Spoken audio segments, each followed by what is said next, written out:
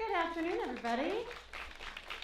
Welcome to the AFS Cinema. My name is Holly Herrick. I'm head of film at Austin Film Society. I'm so glad to see you all here on this beautiful day.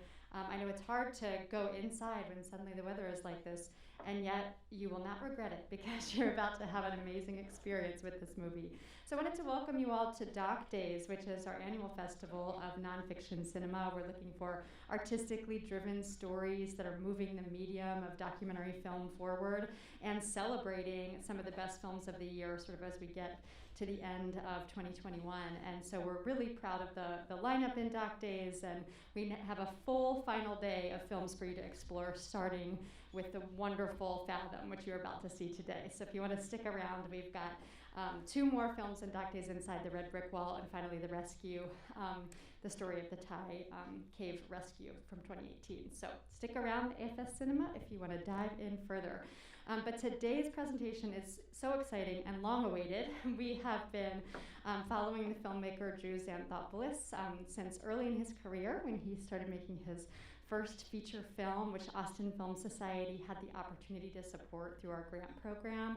AFS gives grants to Texas-based filmmakers to make independent films. We're very proud to support Drew's first film, The Sensitives, which is a must-see, and then couldn't wait to see what he was doing with this film about two female whale scientists, and we're just delighted to discover this wonderful work. And today, we're proud to present it as a Science on Screen presentation. This is part of the program supported by the Coolidge Corner Theatre and the Alfred P. Sloan Foundation, which allows us to have conversations about science in movies. And so today, following the screening, we'll have Drew up for a Q&A, but we'll also have Fournet, one of the amazing scientists featured in the film. He'll be joining us via Skype. So please stick around afterwards. We're going to have a great conversation and talk about some of the path to discovery that you're going to see in the movie. But it's now my pleasure to introduce you to Drew Xanthopoulos, the director of Fathom, who's joining us today in Austin, live in person. So glad you're here. Welcome, Drew. It means like so much to be, I didn't think this would happen. Not even just AFS, but in general, to have a film on a big screen with a room full of people, and it especially this room and this place, so many familiar faces. I became a filmmaker in Austin, starting with UT, with incredible mentors, some of which are here, and then lucky enough to work with amazing people who are also in this room. So this is a homecoming screening for me that means a lot.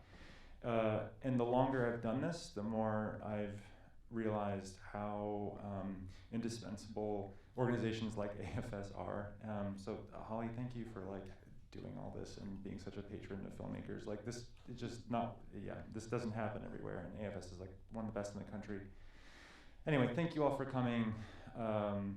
I hope you enjoy the film. I will say that at the end of it, you will hear the credits that you'll see before we come up for the Q&A. It's a perfectly representation of what a whale song sounds like, what a humpback whale song. So I hope you can enjoy it and kind of sit into it after experiencing the movie, and you're hearing a clean sort of humpback whale song. It's pretty magical. So really look forward to hearing your questions and afterward, and thank you for being here. Thank you, Holly, again. Thank you. We'll see you all during the Q&A. Enjoy Fathom. Welcome back, Drew. And I think Michelle is on her way onto screen here. But congratulations on this incredible movie. It was so beautiful to see it on the big screen. Can you tell us, while we're waiting for Michelle, can you tell us, you said the song at the end is a single whale song? Yeah, it's a single singer. It's from one season, and there was just a point where we were making the film, and it felt like after everything you've experienced and learned in the film, that we would just let you just sit in what they're doing and hear it without any manipulation. And so, it's from, I forget what year it's from, but it's a recording from French Polynesia. Actually, no, that was from the year that we filmed. Some of the songs obviously were from previous seasons that she recorded across time to sort of crack the code, so to speak. But yeah. That's wonderful. I think we can hear Michelle. Hi, everybody. Hi. Here, let's give Michelle a big round of applause.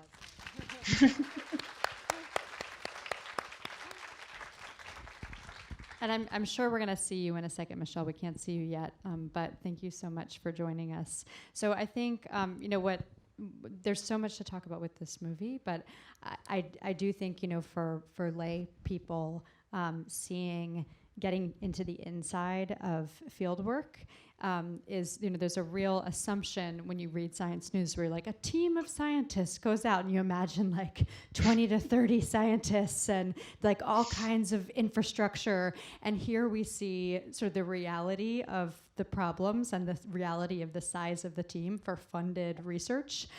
So Michelle, I just wanted to hear your thoughts on that. And also Drew, like this, for me, when I first watched this movie, I was like, oh, they have to wait for the engine. It's a lot like filmmaking, right, Mish? Oh, yeah, absolutely. I mean, in the same way that Drew had a whole team of filmmakers with him, I also had a whole secret team of biologists with me. I think there's a real, there's a real disconnect between what science is and what people think science is. And that's one of the beauties of this film, is that we get to shed some light onto what even funded research looks like. I mean, we had a grant to do this work, and despite that, we were literally, waiting patiently when things went wrong and had just barely enough resources to accomplish our research goals. And that was with none of us actually getting paid to do the work, with interns volunteering on flights to and from Alaska. And science is hard, and science is personal, and science is messy. And so when you get the digested headline, which is almost always wrong anyway, woman talks to whale, it isn't actually the experience of what we go through. And so I'm really grateful to Drew for shedding some light on the reality. Well, and I think that was one of the things I realized early on in how I could relate to Ellen and Michelle was anybody, there's a lot of filmmakers in the audience, but anybody, it's just so relatable. It's the same thing. Yeah. You're like hunting down money, and you have to start work before necessarily you feel like you have all the money, and you risk so much. And you also sacrifice a lot personally. I think the act of leaving home to try and capture stories that feel bigger than you, at the sacrifice of your own life. I also had a lot of parallels in film, and Mish bailed me out. I mean, technologically, we were out there without any electricity, or without any power grid, water, or anything like that, and we all had these these batteries with these electric generators, basically with solar panels, and every single one of them died. Every single one of them broke, and at one point, I was like, oh my God, I'm not gonna be able to finish, filming what's happening to Michelle. And she rolls up her sleeves and opens up the guts of this thing, and sort of has I have 2 spare inverters, and hot wires everything. And yeah, it's, there's a lot to being a scientist. Yeah. Drew tells this story, and every time he does, I have to sort of rack my brains to remember that it actually happened, because so many things went wrong that the details between what went wrong for Drew and what went wrong for our team have sort of blurred.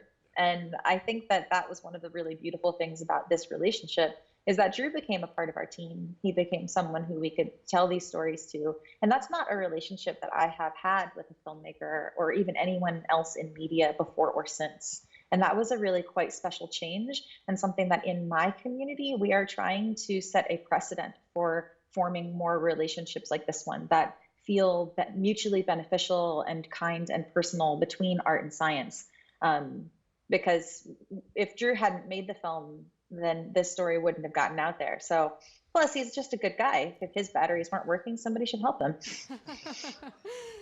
I wanted to ask you about that trust, though, Michelle, because clearly you're dealing with a very compressed timeline and an incredible amount of work.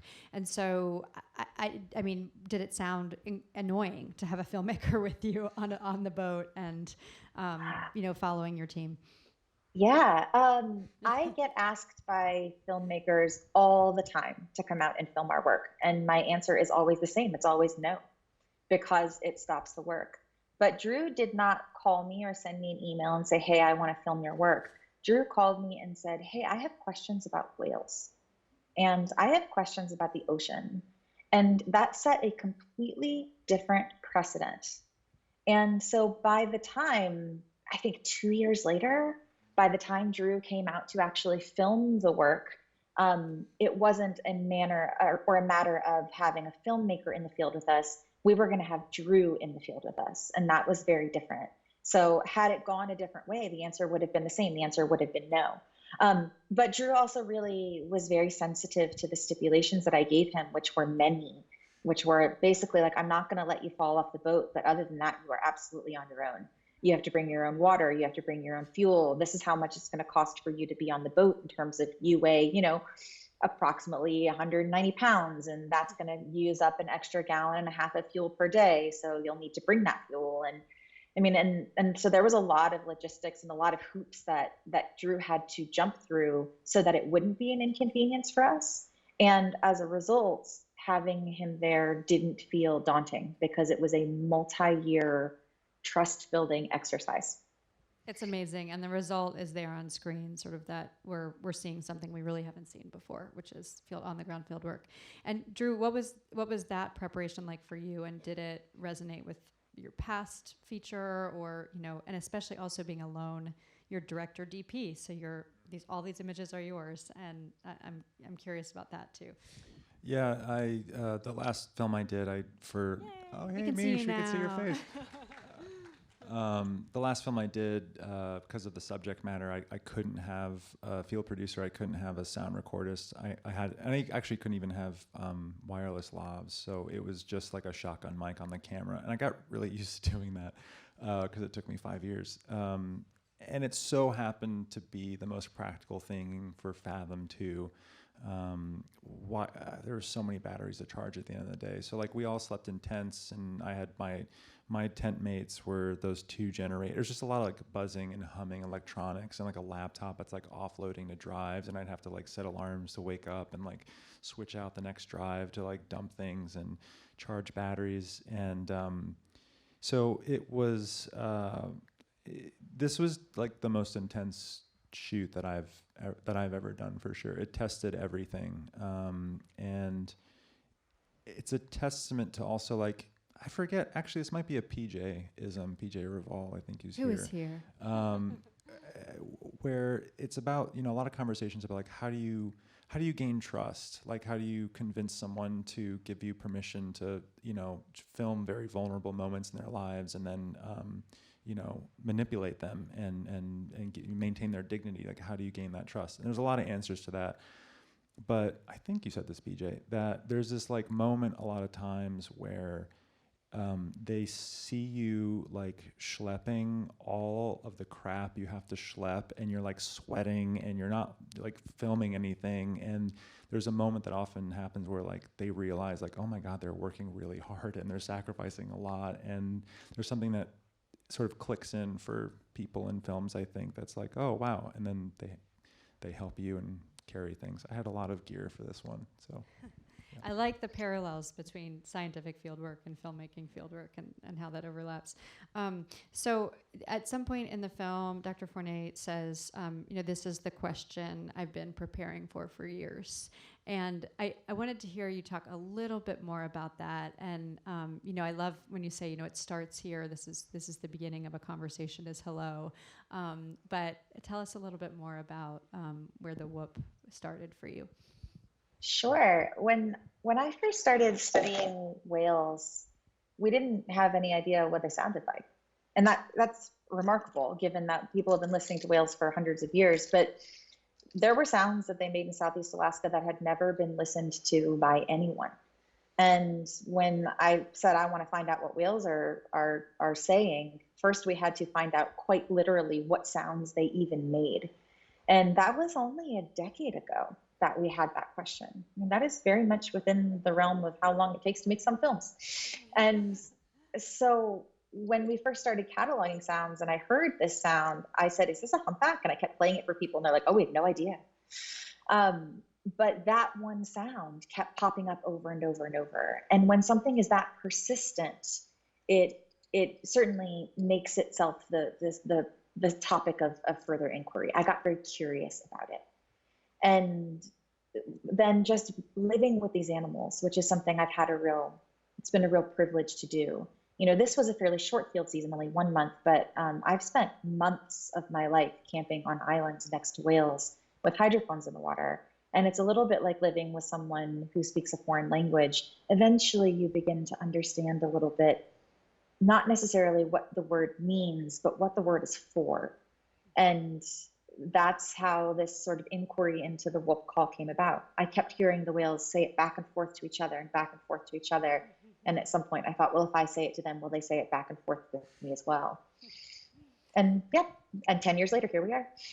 I love the seeing it, and Drew captures it so well, the look of wonder that you have when you're in the field, and how when you're seeing these whales, you light up, and it's sort of like you spent months and months and years doing this. Tell us about that feeling and how it keeps happening for you, even though this is your life. You know, I think I'll say that that's the other big misconception about life as a field biologist, is that we get to spend a lot of time in the field. In the same way that Drew spends a small portion of time filming something and a great amount of time editing and working with his team and processing it to make it a film. So the time that is spent turning it into a film is far greater than the time that is spent filming it. That is absolutely true for my work as well. And so the field work is the part that keeps me going. It is being with the animals that make the 2 years of data processing and the politics and the fundraising that makes it worth it.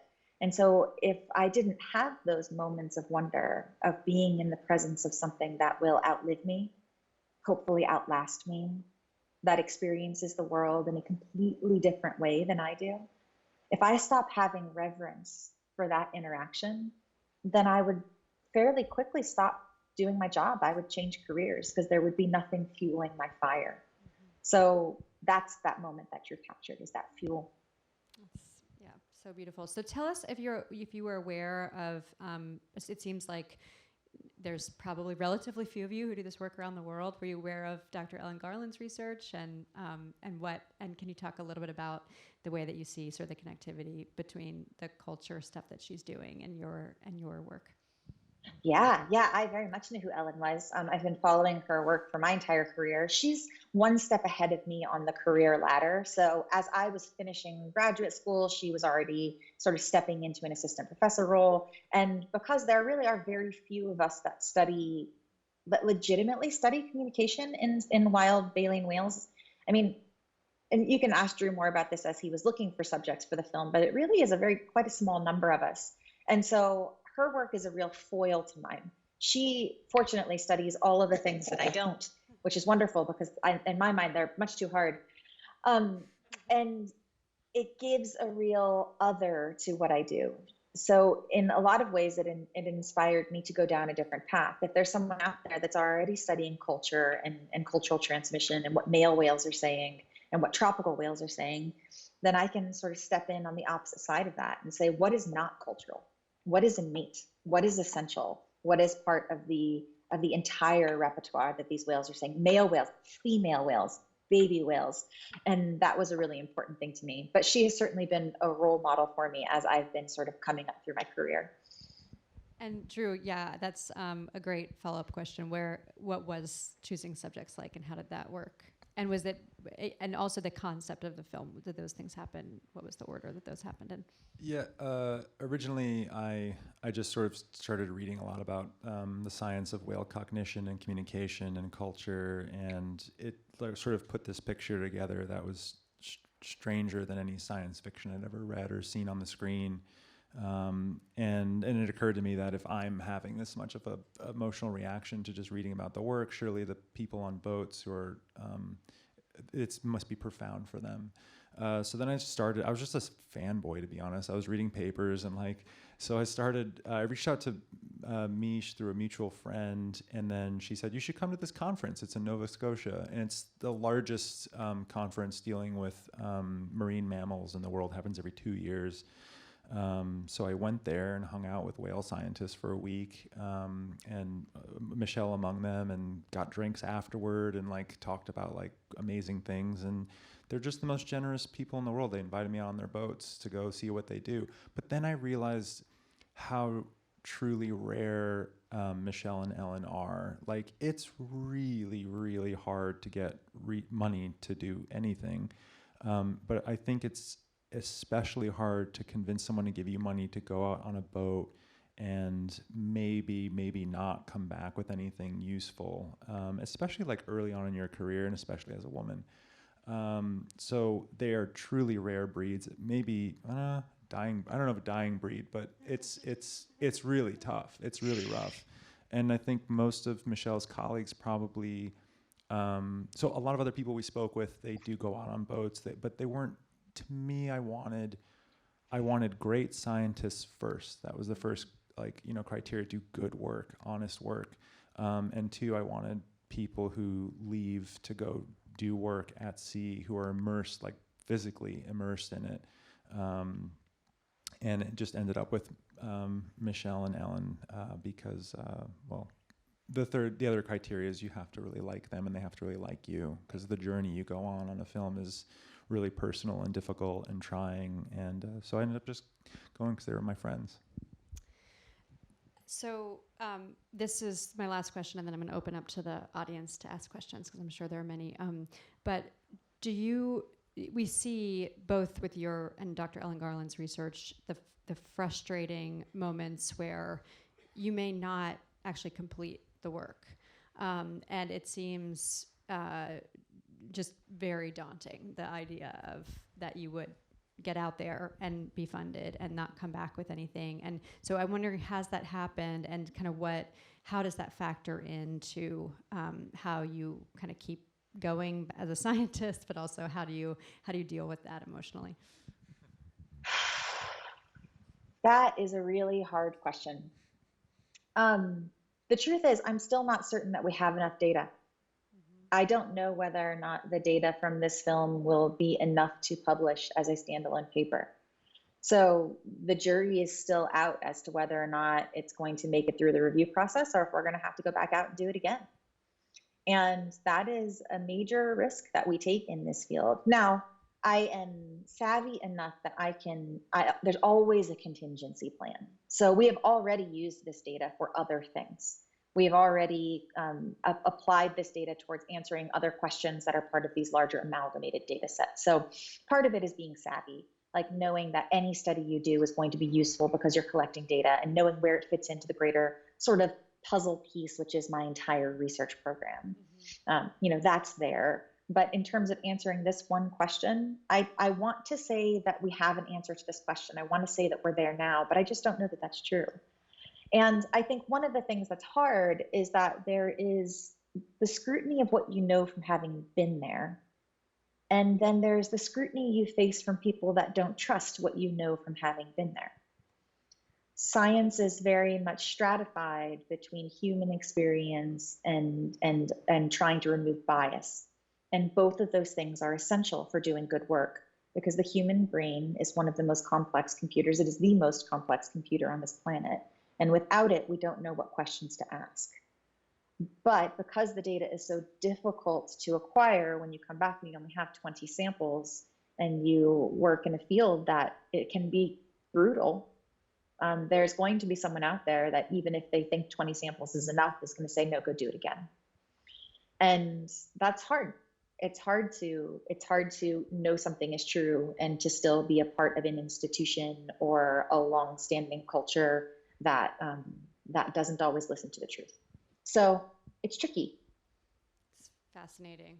All right, open it up to the audience if there are any questions for Dr. Michelle Fournet or Drew. Yes. This is for Drew. Logistically, how did you film in Alaska, French Polynesia, Scotland, etc.? Is that all you with your camera?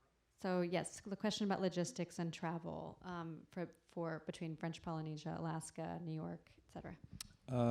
It was really hard. It was so for Scotland and New York, those shoots were relatively straightforward. It was sort of bouncing to see Michelle, to sort of capture some of her prep, and going to see Ellen to see how she works with students, and also their relationships at home, etc. But the field seasons lined up so that there was overlap, but not complete overlap. So I'm jumping in so I was with Michelle for like 30 some odd days, and then flew straight from Alaska to French Polynesia with Ellen, and it was quite a culture shock, like completely different everything. So yeah, Alaska was crazy. It's like you need I need a seaplane to like carry all the gear in me to take us to this little island. And then I show up and they're like, oh, you have too much stuff. You need like a bigger seaplane. So we had to like upgrade seaplanes and like fly there. And then on the way out is really hectic because they're not going to show up if the weather's bad. So and the whole time I only have a little satellite texting thing with producer Megan Gilbride, who's a huge part of how I was able to do all this stuff. So I'd like text her like, Megan, call the plane in. I've got it, and she'd be like, oh, I have to look at the weather. So in fact, actually, I think Michelle and Natalie did you guys have to wait like 2 days for the plane to come or the weather to clear? Yeah, to actually leave. We did. Which after 37 days we ate really well, but Michelle's an amazing like camp cook, but like, we ate really well, but you're like really looking forward to home, and your expectations are I'm going to go home, and the weather sours and minutes feel like weeks. It's just like you're like, I just want to get out of here. So anyway, it was a lot of luck and planning and Megan Gilbride. Austin-bred producer Megan Gilbride.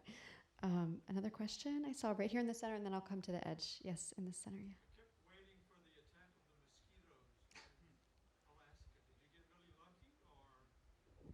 Yeah. Tell us about the mosquitoes in Alaska. Apparently, this audience member says he was preparing for the attack of the mosquitoes. Did you get lucky? Mish, was that weird that we didn't have mosquitoes, or is that normal? So we're quite lucky in coastal Alaska in that we don't get as many because there's a sea breeze. So if we had gone interior at all, they would have showed up.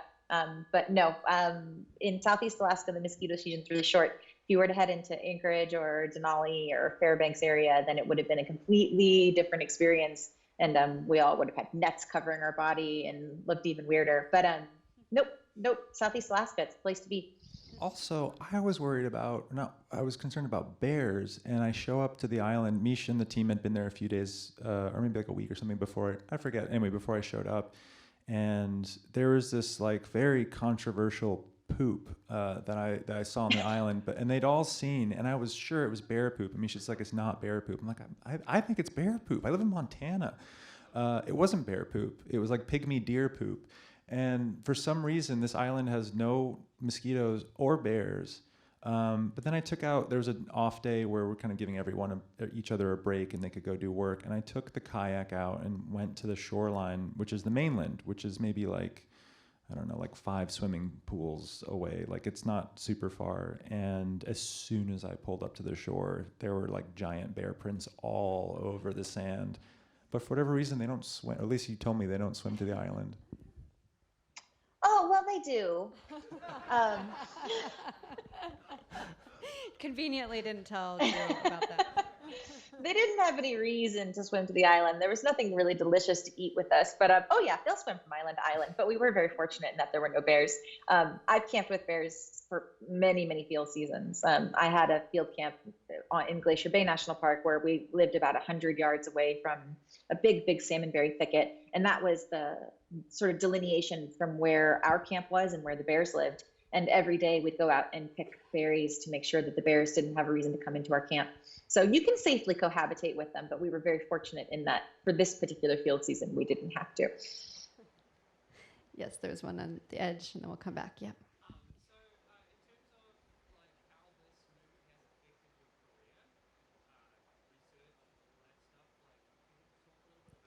Is this the question for Dr. Fournet? Yeah. Okay, great. So how has this movie affected your career and your research? Has there been sort of any effect of the film itself on your work? Yeah, that's a great question. So I'd say that this film has really positively affected my career and my research, sort of in two ways. One is that as an early career scientist, I've gotten attention that I never would have gotten without this film. I've had some really amazing opportunities to talk to Neil deGrasse Tyson and to go and talk on NPR and to really tell the story of my research in a meaningful way, all because Drew told the story of my research in a meaningful way first. And now I get to sort of be out there and be a self-advocate. And that's been huge for my work. I get sort of contacted by people out in the world now in a way that I wouldn't have before. And although that's not research related, that is a personal mission of mine, is to connect science and humanity.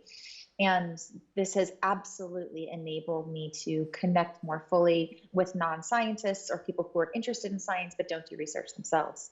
And then on the flip side of that, one of the really tangible things that came out of this is I run a small nonprofit called the Sound Science Research Collective, and they actually, Sound Science is the one that did this work. This work was not funded by Cornell. It was funded through Sound Science, through a grant that we got. And somebody saw this film and made a very large donation to keep this research alive. And as a result, we'll be back in the field in 2022, and we will be doing it again. Here, big applause for you. Yeah, so thank you, Drew. Thanks, Mish. Mish, do I have the story wrong? Before you got the large donation, weren't there two people who watched the film on Apple TV and started like yelling at their television that you didn't have a spare engine, and you got like 2 engines donated? Yeah, that's true too. We have a small boat that we're getting after Christmas that somebody bought for us, and somebody else who was just beside himself that the engine broke has pledged to buy us a new engine in April. So both of those things are underway. So new boat, new engine, and another field season. That's really exciting. I also want to acknowledge that in the audience is Hannon Townsend, who did the score for the movie. Alongside Sam Littman, who mixed the score, and Brad Engelking, who's responsible for how the movie sounds, which as a cinematographer, I'm more proud of the sound than anything else. So thank you both. You all did such amazing work. Thank you for shouting them out. I'm so thrilled they're all here today. Yes, your question in the center, ma'am.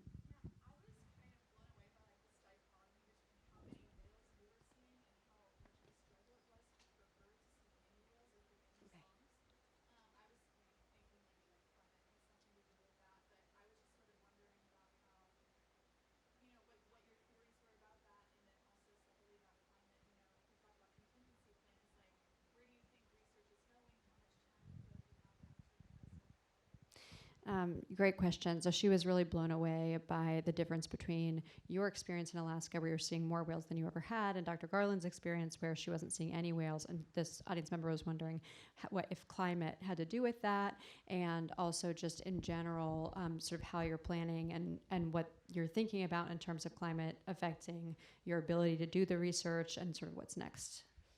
Yeah, those are great questions. So this field season occurred in 2019. In 2015, we saw a massive decline in humpback whales in Southeast Alaska.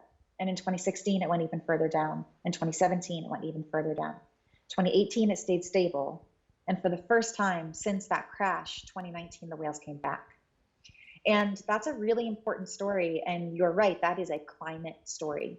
The reason we think that our whale population, which had been steadily increasing every year from 1976 until 2015, the reason that we had this crash that took us back down to numbers that we hadn't seen since the 80s was because of warm water in the North Pacific associated with climate change.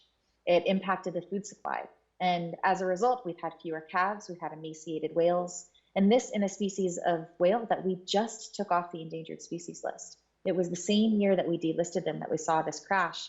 And I think what it really shows is that even robust, resilient species like humpback whales are very sensitive to these massive changes. And I mean, this was our great conservation success story. And in a matter of years, we changed that story. But it also means that as humans, we need to be doing the research. We have to be out there, because if we hadn't been watching these animals and we hadn't been counting these animals, we wouldn't have known.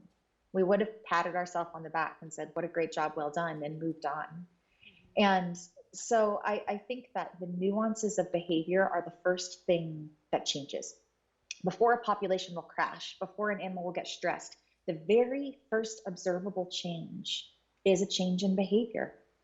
And that's why I study behavior. That's why I want to know what the whales are doing and why the whales are doing it, so that hopefully we can prevent problems instead of trying to solve problems. And that is where the research is going, is to keeping to understand what disturbance looks like, what a healthy population looks like, how do the whales act when they're not in trouble. Great. All right, going to take just two more. I'll take this one in the back and then come over here. Yes. I was curious about how much you and Dr. Gardner compare notes on like the symbols that you're finding and the sounds that you're finding in her songs. Like as you said, markers of identity. There's like a lot of songs start from a perspective, first person, third person. If like early songs in early ages were parables to teach others lessons, and if there's like lessons that other whales are teaching younger whales in between, older, more mature whales and baby whales singing songs, if there's any data on that or anything like that. All right, let me see if I can try and compress this question. So did you hear it? Yeah, that one I could hear. Oh, wow. Okay. Yeah, so the answer is not at all. Ellen and I had never worked together and never really met until working on this film. So there hasn't been a collaboration to compare what she's finding, which is transmitted through learning, and what I've been finding. What we know through research that I've done over the past 10 years is that some sounds whales are born with. And those are the sounds that I study. So whoops are innate. Every whale worldwide produces them. Whereas Ellen is studying something that is constantly evolving and constantly changing. But will certainly impact young whales and female whales and baby whales, and that they're all in the same space, so they can certainly hear each other. But that doesn't seem to be the motivating force behind what the whales are saying when they're not singing. In fact, it appears to be quite the opposite. It's these foundational calls that are strung together in these new creative ways to form this sort of cultural song. And then song is shared, but just among male whales and just adult male whales. And even then, not only just adult male whales, just some of the adult male whales. So if you actually look at the whole system of communication, which generally we think of as humpback whales sing, and that's what they do. But song is actually only a fairly small portion of the communication that humpback whales are participating in. So rather than saying how does song influence calling behavior, the question then gets flipped on its end and saying how do calls inform song? And that's something that we're just now starting to work with. And because of this film, the hope is that Ellen and I will be able to collaborate on some of these things moving forward. Amazing. Yes, I think there was one over here.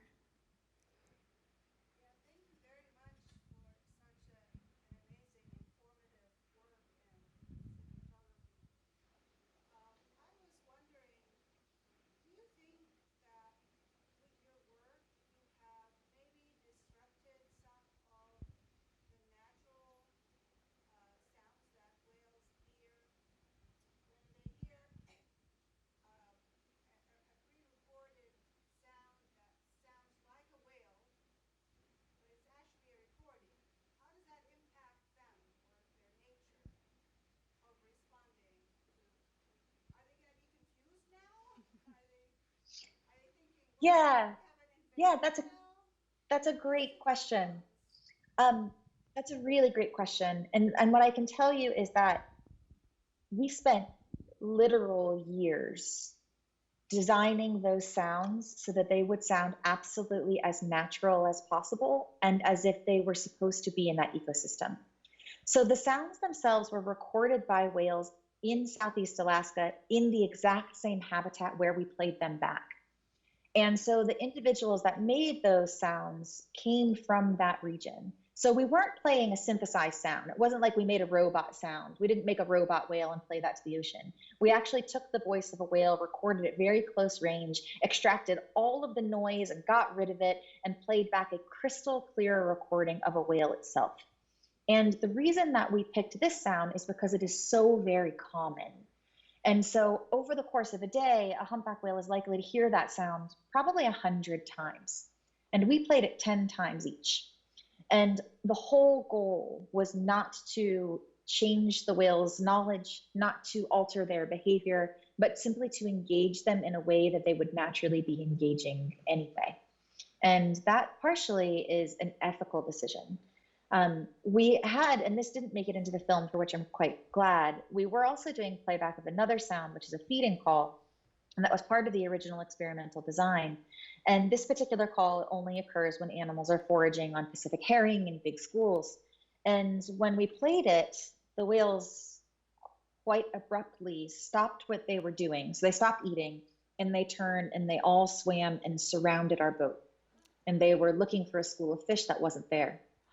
And while this was beautiful to see, and we got right next to the whales, and there, I guess in some cases people would have jumped up and down about how cool that was, I was really mortified by it. And it was a extremely troubling circumstance because we had lied to the whales and it changed their behavior, and that behavior had consequences, and that they burned calories to come look for food that wasn't there. And based on that, I ended up canceling that part of the study. And not only that, but I ended up writing letters to the permitting agencies saying that that needs to be a permitted activity and it needs to be prohibited for exactly the reason that you're talking about. Because in my mind, there is very, very little justification in negatively altering the behavior of a wild animal. And so I can assure you that we spent an enormous amount of time making sure that the experience that the whales had was as non-invasive, non-threatening as it possibly could have been, and that it would have burned negligible amount of calories and wouldn't have changed their behavior in any kind of significant way. Okay, we're going to do one last question if anybody has a last one. Otherwise, I'm going to, yes. Oh, we got a couple. Okay, yes, right here. I wondered, you had mentioned the possibility of a whale overturning your boat. How often does that happen? And is it because the whales are playful or inquisitive? What prompts that? It is very, very, very rare. In human history, I think it's happened less than a dozen times, and that's in all of recorded human history. The only time that you would get your boat capsized by a whale is because you had made a human error. A whale would not actively come over and interfere with your boat in a meaningful way, but if you happen to position your boat directly above a surfacing whale, then it wouldn't be able to see you. It wouldn't know you were there, especially if your engine is off. Your engine is off, you don't exist in the water. They don't know where you are. They can't see you.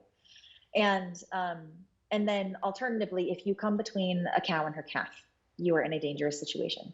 And but so long as you adhere to those two rules, which is if a boat is near you, knock on the bottom of your boat so it knows you're there. Give them lots and lots of space, and don't get in between a cow and a calf, then the whales are actually no threat to you. If you were in the water with a whale, which I never recommend, I think there are very few reasons to ever get in the water with a wild whale. Then you run the risk of getting injured because they're inquisitive, because they're curious. So we're talking about an animal that's 40 feet long and weighs 90,000 pounds. That pectoral fin is 15 feet long and weighs 8,000 pounds. So if it brushes you with it, it'll send you straight down to the bottom of the ocean. Or if it accidentally tips you with the edge of its flukes, it will throw you 40 or 50 feet and break any bones. So it's not that the whales are aggressive at all. They're not. It's mostly just that the sheer size of them makes them dangerous. And so the best thing that we can do is stay out of their way. But no, very rare for a boat to get capsized by a whale. Drew, what is next for you after this wonderful film? That's a great question. I'm in a spot right now. I'm reading a lot again about different subjects, and it's hard to tell if it's reading for pleasure, if I'm researching the next film. It's exactly where I was 4 years ago with Fathom. I was reading a lot about whales and just enjoying it. So I'm sort of following that same instinct and following my nose. But I think I know the next film is going to go, I want to go deeper with a lot of the fundamental themes and ideas in Fathom. To me, it's about words like intelligence, emotion, communication, that for the longest time were what defined what it is to be a human being. And what I loved about, what really drew me to the work that Michelle and Ellen do is that it subverts that. And instead of it being what makes us exclusive and unique, it actually is what connects us to everything. And for me, what I want to continue to do with film is to use it to expand how we think of ourselves, which is really scary and humbling and uncomfortable. So I want to do that with the next piece too. And so yeah, that's all I know for now. Dr. Michelle Fournet, I've learned so much from you today. Thank you so much for joining us and our audiences in Austin. We're so thrilled to have you virtually. So thank you for taking the time. Of course, thank you so much for having me. And thank you, Drew, for being here. And thank you all for joining us at Doc Days. We're so thrilled to have such a great audience for this movie. Oh, one quick thing. I have, no, it's okay. I have a bunch of posters. And the only, here, I'll show it real quick.